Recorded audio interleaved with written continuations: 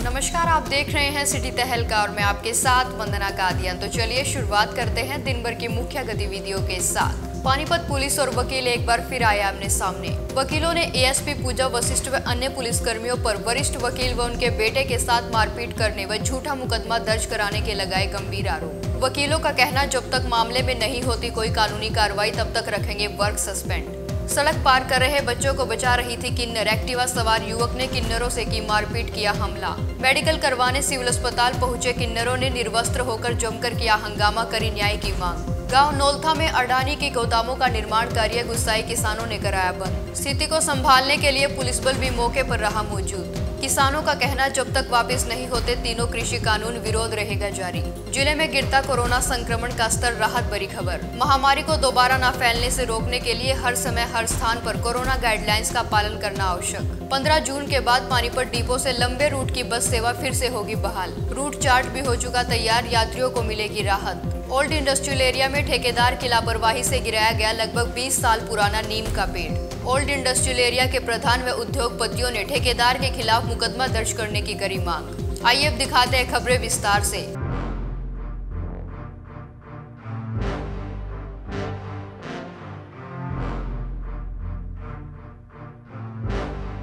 पानीपत के डाहर toll plaza पर वाहनों के ड्राइवरों से बधाई मांगने वाले किन्नरों की एक युवक और युवती ने पिटाई कर दी। पिटाई के बाद मेडिकल करवाने सामान्य अस्पताल पहुंचे किन्नरों ने निर्वस्त्र होकर अस्पताल में जमकर हंगामा किया। मामले की जानकारी देते हुए किन्नरों ने बताया कि वह वहां से गुजर रहे थे तो रास्ते में एक युवक और युवती एक्टिवा पर सवार होकर आ रहे थे और 2 बच्चे सड़क से गुजरने लगे। तेज वाहन को आता देखकर उन्होंने उन बच्चों को बचाने की कोशिश की और इस दौरान एक्टिवा सवार युवक ने किन्नरों को गाली देना शुरू कर दिया। फिर किन्नरों ने भी उससे गाली गलौज करना शुरू कर दिया और इसी के चलते दोनों पक्षों के बीच विवाद गहराता चला गया।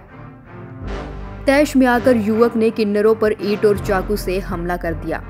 हमले के बाद जब किन्नर अस्पताल में मेडिकल करवाने पहुंचे तो किन्नरों ने यहां अस्पताल में निर्वस्त्र होकर जमकर हंगामा किया और न्याय की गुहार लगाई। बात कुछ नहीं हुई थी जी। हम जा रहे थे शनि मंदिर से घर से पीछे जा रहे थे। ऑटो आगे था, उसने जिसके साथ लड़ाई हुई ना, उसी आदमी ने 2 बच्चे बिठा रखे थे अपने पीछे। तो वो बच्चे ना एकदम कट मारा उसने टेम्पो के आगे, और उसके आगे ट्रक था। एकदम से वो बच्चे गिरने से बचे। तो मैंने बोला भाई ध्यान से चला ले, बच्चे हैं, बड़ा होता तो स्टैंड हो जाता पर बच्चा नहीं हो सकता। तो उसने ना छुट्टी हमें गाली दी तो हमने भी उसे उल्टा गाली दी। उसने हमें पीछे से एक्टिवा पे ईंट मारी और फिर हम उसकी जहाँ उसने बाइक रोकी हम वहाँ पे रुके तो उसने ना, उसकी लेडीज कहती है तुम तो सारे हिजड़े नहीं है, तुम तो सारे लड़के हो। तो उसने चक्कू लेके कोई डंडे लेके हमें पीटने आ गया। इतने पागल हिजड़े नहीं है जो आप पीट लेंगे। हमारे यहाँ से हमारा फोन छीना, झगड़ा इस वजह से हुआ। बच्चे जा रहे थे रोड पे, लड़की थी 2 और ये बचाने जा रही थी ये। हम किसी बच्चे को बचा रहे, हम गलत है? हमारी गलत बात है क्या, ये बताओ। इनके साथ झगड़ा किया किसी लड़के ने, ठीक है, और उनके साथ एक लड़की भी थी, ठीक है। उन्होंने इनको मारा पिटा, जो भी कुछ करा या ना करा, ठीक है। इन्होंने मेरे को आगे कहा कि गुरु मेरे को मारा पिटा, ठीक है। मैं इनका मेडिकल करवाने आई हूँ, घात के निशान आप देख सकते हो। अब देखना होगा मामले में पुलिस क्या कार्रवाई करती है। वीडियो रिपोर्ट सिटी तहलका।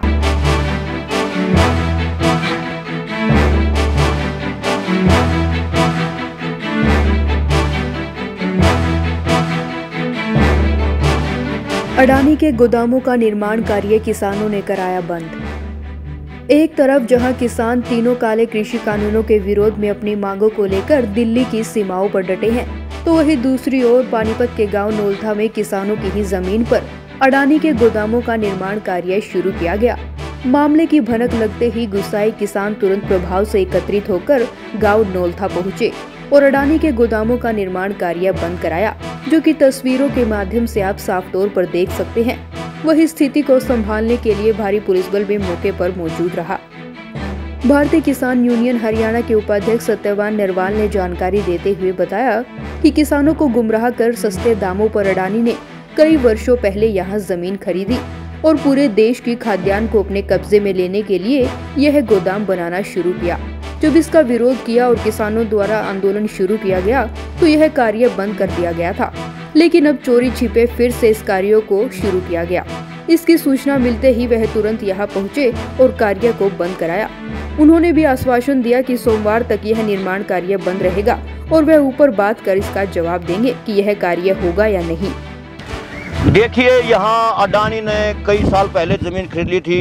कानून 5 जून 2020 को बना है, लेकिन ज़मीन पहले ही किसानों को गुमराह करके यहाँ रेलवे के प्रोजेक्ट लगाए जाएंगे, ये लगाया जाएगा, वो लगाया जाएगा, जनता को गुमराह करके आंखों में धूल झोंक के सस्ते रेट पे ज़मीन हड़प ली। और अब अडानी ने पूरे देश की खाद्यान्न को अपने कब्जे में लेने के लिए यहाँ वो बनाना शुरू कर दिया है। जब लोगों ने विरोध किया है, आंदोलन चलाया हुआ है, लगभग 7 महीने हो चुके हैं। दिल्ली की सीमाओं पर किसान और मजदूर भाई वो डटे हुए हैं और ये काम इन लोगों ने बंद कर दिया था। अभी इन्होंने चोरी छुपके से काम स्टार्ट कर दिया। क्षेत्र के लोगों ने हमारे को बताया कि प्रधान जी आइए, वहाँ अडानी ने फिर से काम शुरू कर दिया है, जबकि हमारे बुजुर्ग, महिला, बच्चे वहाँ सीमाओं पे बॉर्डर पर डटे हुए हैं और ये यहाँ चोरी छुपके से काम चालू कर दिया है। तो अभी हम यहाँ आए हैं, इन लोगों से बातचीत हुई है, इन्होंने आश्वासन दिया है कि हमने काम बंद कर दिया है, सोमवार तक हमारे को समय दीजिए, ये अडानी से ऊपर बात कर लेंगे, तब तक हम भी अपने गाँव में, इलाके में अपने किसान और मजदूर भाइयों से बात कर लेंगे।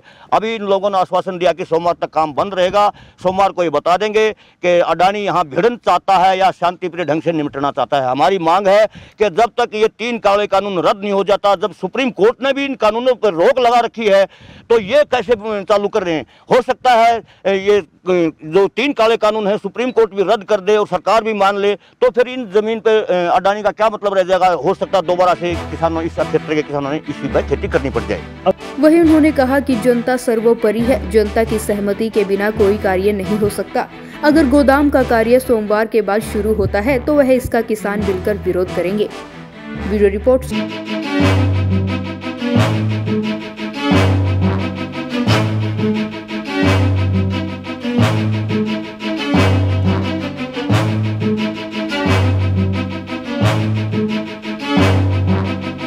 प्रदेश को प्रदूषण मुक्त करने के लिए केंद्र व राज्य सरकारें जहां ठोस कदम उठाती हैं, पेड़ लगाने पर करोड़ों रुपए भी खर्च करती हैं, लेकिन कई कर्मचारी व ठेकेदारों की लापरवाही से सरकार के कार्यों पर उंगली उठनी शुरू हो जाती है।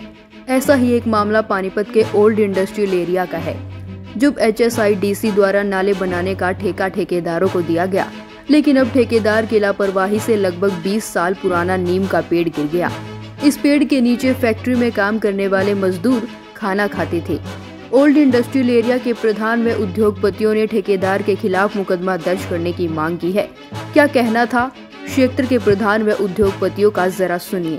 हमारी गवर्नमेंट कहती है कि यहाँ पर्यावरण को बचाया जाए, वृक्ष लगाया जाए, और यहाँ पे ठेकेदारों को ऐसे आदमियों को ठेका दिया जा रहा है कि जो 25-25 साल पुराने जो वृक्ष है वो खोद गिरा रहा है। इसके लिए इसको FIR की दर्ज होनी चाहिए इस ठेकेदार की। 1 साल से पहले कार्यालय का काम चल रहा था, लेकिन किसी कारण वो डिपार्टमेंट और ठेकेदार की आपस में कुछ मतभेद के कारण काम रुक गया था। अब वो 15 दिन से काम दोबारा चालू हुआ है, लेकिन अब 2 तारीख से काम चालू हो गया हुआ है।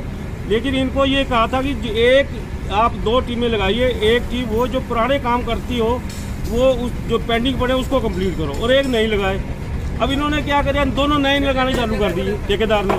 अब उसी की वजह से ये टूट गया। ये वही नाले बनाने का काम कर रहे ठेकेदार ने कहा कि कल नाले बनाने के लिए खुदाई हो रही थी।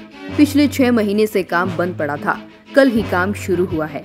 और ये एक्सकवेशन हो रही थी, खुदाई हो रही थी, पहले की खुदाई हो रही थी, काम हमारा बीच में रुक गया था। हमारा काम 2 तारीख से अभी चालू हुआ था, तो आज इसका पानी निकलवा के आज इसमें किसी से डलवा दे। लेकिन सर पेड़ की तो आपने पेड़ गिर गया आपके काम की वजह से? नहीं सर, ये तो बीच में डिपार्टमेंट की वजह से काम रुक रहा था। हमारा काम कम से कम 6-7 महीनों में अभी चालू है। आज पहले से उस दिन का बंद पड़ा था। वही बिजली कर्मचारी ने बताया कि यह पेड़ तारों पर गिर गया। रात को तूफान आने से यह बिजली बाधित रही। पेड़ काटकर जल्द बिजली को सुचारू रूप से चला दिया जाएगा। उस टाइम पे ये पेड़ गिरा, उस टाइम लाइन बंद हो रही थी, लेकिन उसके बाद लाइनमैन आके देखा तो नाले के उस खुदाई के उस पेड़ इसके ऊपर गिरा, लाइन के ऊपर, वो लाइन हमारी बंद थी। कितने घंटे लाइट बाधित रही? ये जब बंद आई तो अब कितने देर में चालू होने की संभावना है? बस ये ट्री कटिंग होने 15-20 मिनट। वीडियो रिपोर्ट सिटी तहलका।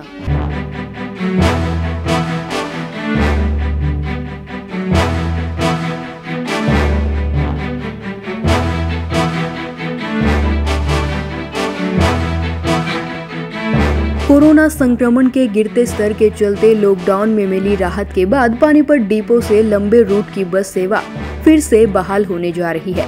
महामारी के कारण सुरक्षा के मद्देनजर बसों के संचालन पर रोक लगा दी गई थी, लेकिन अब 15 जून के बाद से हरिद्वार और यूपी जैसे लंबे रूटों को बहाल किया जाएगा, जिसके लिए रूट चार्ट भी तैयार हो चुका है और इससे यात्रियों को काफी राहत मिलेगी, जो बसें न चलने की वजह से पिछले कुछ समय से काफी परेशानियां झेल रहे थे, क्योंकि अधिकतर बसों का संचालन केवल इंटरस्टेट के अंदर होता था। सिर्फ लोकल रूट पर बसों को चलाने की अनुमति थी, जिसके चलते रोडवेज विभाग भी रोजाना लाखों रुपए का नुकसान झेल रहा है। इस बारे में जब traffic incharge Panipat depot Satish Kumar से बातचीत की गई, तो उन्होंने बताया कि चंडीगढ़ मुख्यालय से जिस प्रकार के आदेश प्राप्त होंगे, उसी प्रकार से जल्द बसों का संचालन होगा और सभी यात्रियों को उनके घर तक पहुंचाया जाएगा। वहीं उन्होंने बताया कि उन्हें प्रतिदिन 6 लाख के रुपए के करीब नुकसान हो रहा है, क्योंकि पानीपत डिपो लंबे रूटों के यात्रियों की सेवा में सक्षम है, लेकिन लंबे रूट बंद होने के कारण रेवेन्यू बेहद कम है। कुछ बसेज पानीपत से रवाना की जा रही हैं चंडीगढ़, दिल्ली और हरियाणा प्रदेश के अंदर। अगर कोई हमारे मुख्यालय चंडीगढ़ से इस प्रकार के आदेश आएंगे जो इंटरस्टेट बस चलती थी हमारी, जैसे हिमाचल, पंजाब, राजस्थान, उत्तराखंड, यूपी के लिए, जैसे ही आदेश हमें प्राप्त होंगे, हम पुनः बिल्कुल बस सेवा को संचालन करेंगे और सभी यात्रियों को उनके गंतव्य तक पहुँचाने में सक्षम रहेंगे। पानीपत डिपो से आम दिनों में 100 से अधिक बसों का संचालन होता है। इसमें से 38 बसें यूपी, 25 बसें दिल्ली, 12 उत्तराखंड, 8 पंजाब, 2 राजस्थान, 8 बसें राजस्थान, 2 हिमाचल प्रदेश के लिए रवाना की जाती थी। ब्यूरो रिपोर्ट, सिटी तहलका।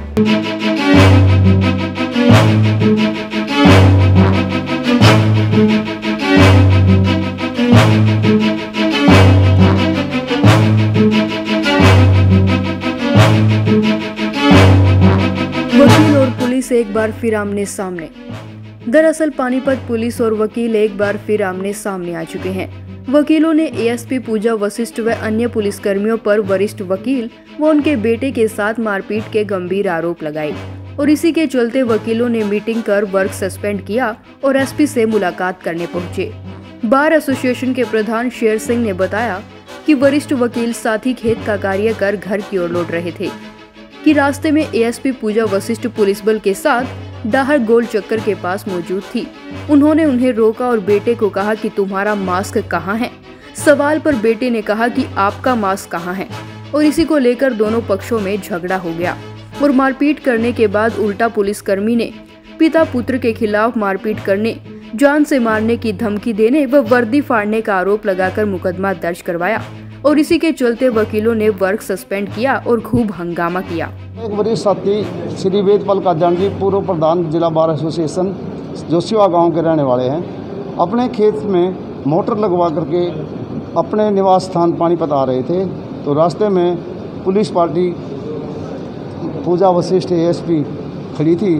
उन्होंने गाड़ी रखवा करके उनके बेटे से पूछा कि भाई मास्क आप नहीं पहने।